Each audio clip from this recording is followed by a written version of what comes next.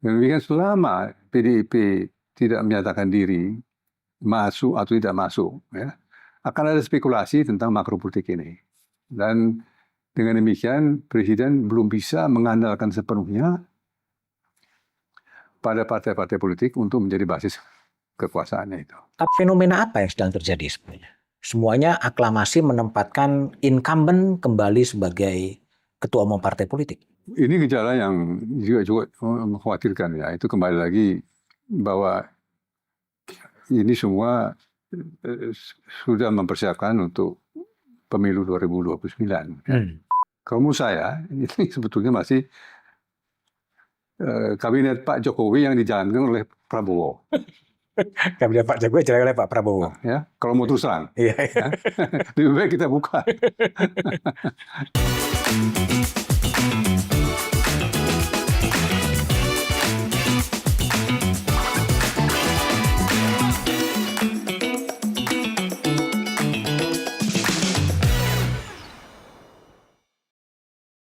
Oke, dengan pola Presiden Prabowo yang sekarang lebih memberikan ruang kepada perwira TNI yang sudah pensiun maupun yang tetap aktif untuk menduduki jabatan-jabatan sipil.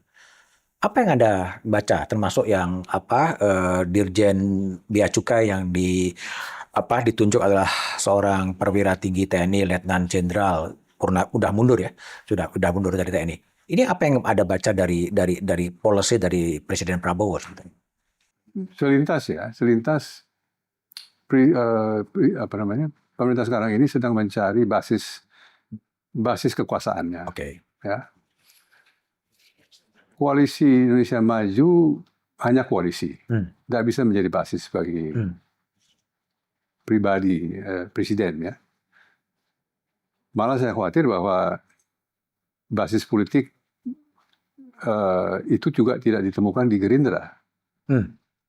Ya. Karena itu Presiden Prabowo ini juga tidak menutup kemungkinan bahwa dia harus berpijak kepada basis kekuasaan yang lain di luar partai politik. Ya. Dan itu satu-satunya tentu militer atau polisi. Ya.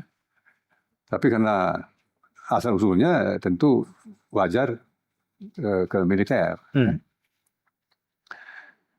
Sehingga mudah untuk ditafsirkan itu. Bahwa ada makro politik yang belum selesai. Oleh karena masih ada partai yang berada di luar pemerintahan. Tapi kan kecil. Hanya PDIP dan Nasdem.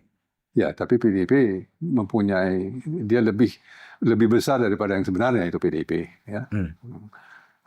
Ada sejarahnya PDIP, ada nilai simboliknya sebagai partai nasional yang mandiri, ya. Dan nampaknya falsafah politiknya adalah persatuan. Tak boleh ada yang berada di luar persatuan itu. Falsafah politiknya presiden. Ya. Demikian selama PDIP tidak menyatakan diri masuk atau tidak masuk, ya, akan ada spekulasi tentang makropolitik ini. Dan dengan demikian Presiden belum bisa mengandalkan sepenuhnya pada partai-partai politik untuk menjadi basis kekuasaannya itu. Tapi kan 82% sebetulnya komposisi di parlemen itu berada dalam baris dukungan pada pemerintah. Ya, apakah itu masih kurang? Itu soal angka. Soal legitimasi lain. Oke. Legitimasi ada sesuatu yang di luar soal angka itu. Semua juga tahu bahwa kalau ada undang-undang yang mau digolkan, pasti gol. Nggak usah tunggu 1 minggu, 1 malam bisa jadi. Ya? Nah, seperti undang-undang TNI itu kan. Tetapi bagaimanapun juga kekuasaan tetap memerlukan legitimasi. Dan legitimasi itu adalah pada PDIP. Pada PDIP? PDIP. Artinya, tidak masuk ke dalam kabinet ini. Kenapa? Kok legitimasinya harus dari PDIP? Dengan demikian selesai makro politik presiden untuk bisa memajukan program-programnya tanpa ada kontestasi dari manapun juga. Tapi sekarang ini juga nggak ada kontestasi apapun. Ya, itu di atas kertas betul, ya. Tetapi ada satu kebutuhan, ya, untuk mungkin mengejar juga ketertinggalan, ya, yang mungkin memerlukan akselerasi dan yang mengharuskan pembatasan-pembatasan dari keleluasaan warga negara untuk berekspresi, ya. Dan selama PDIP masih ada di luar, maka legitimasi oposisi itu masih ada. Ya. Itu yang menjadi katakanlah sisa kerja yang belum. Tapi jangan-jangan mungkin pemahaman filosofi politik dari presiden yang mungkin tidak sepenuhnya tepat. Harus semuanya berada dalam kekuasaan. Nah, ini menurut saya memang nyata dari cara presiden melaksanakan politik, ya, yang sifatnya masih sangat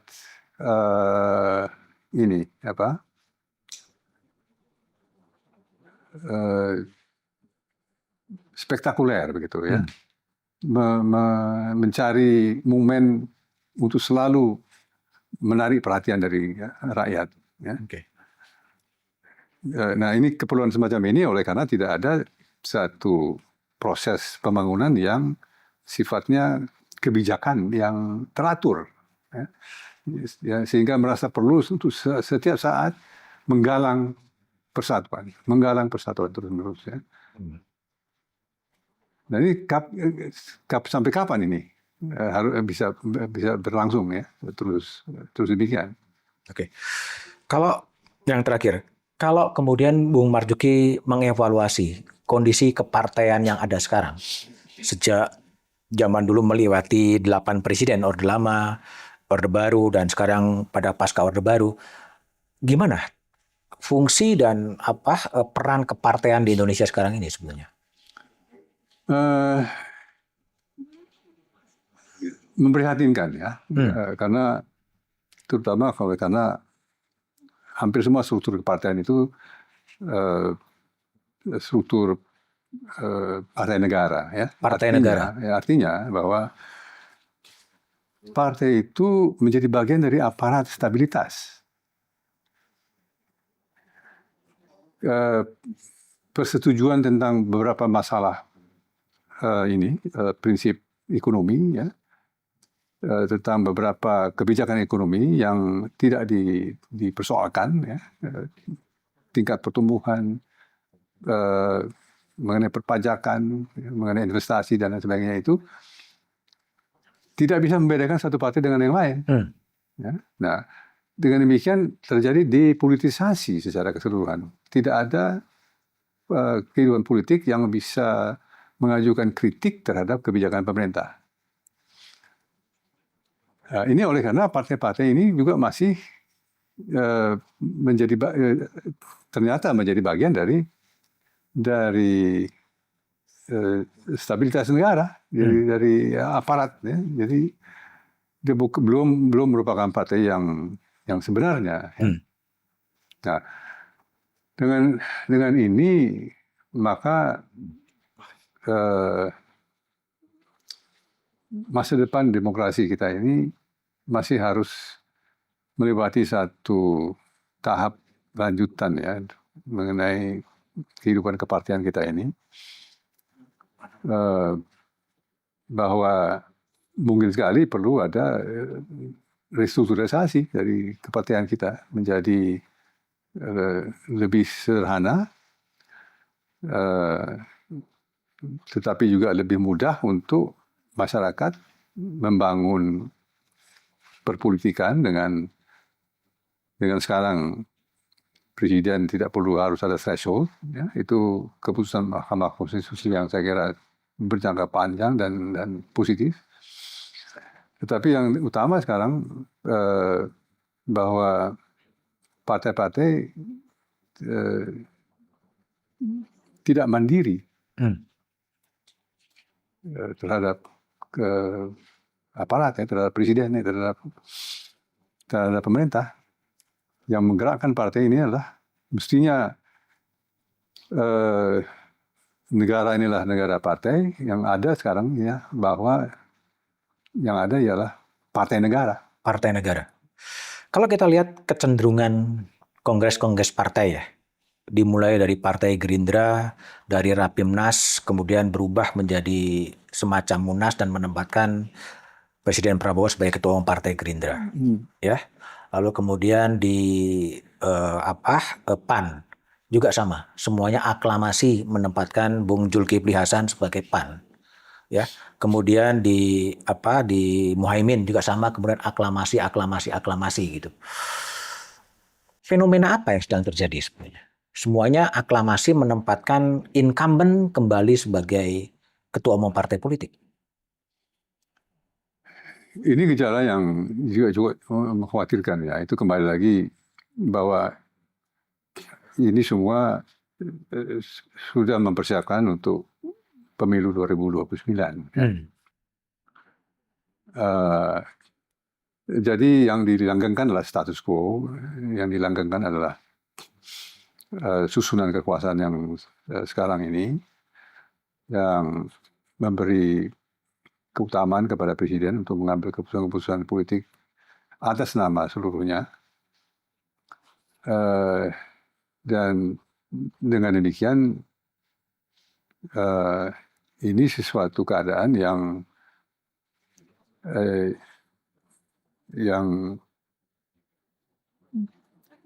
mematikan demokrasi, sebetulnya. Mematikan demokrasi. Iya. Bung Marjuki, bagaimana menjelaskan Golkar, ya, partai yang sangat berpengalaman, begitu lama di era Orde Baru gitu, tapi di era Pak Erlangga Hartarto gitu, bisa dengan mudah mengundurkan diri dan kemudian terpilih ketua umum Partai Golkar yang baru, tanpa ada semacam perlawanan. Gimana menjelaskan itu semua? Golkar, ya, kalau Golkar ini suatu partai yang sangat tertib. Tertib. Oh, tertib. Ya. Oke. Partai yang memang fitrahnya partai yang mendukung Kekuasaan. negara, pemerintah. Ya.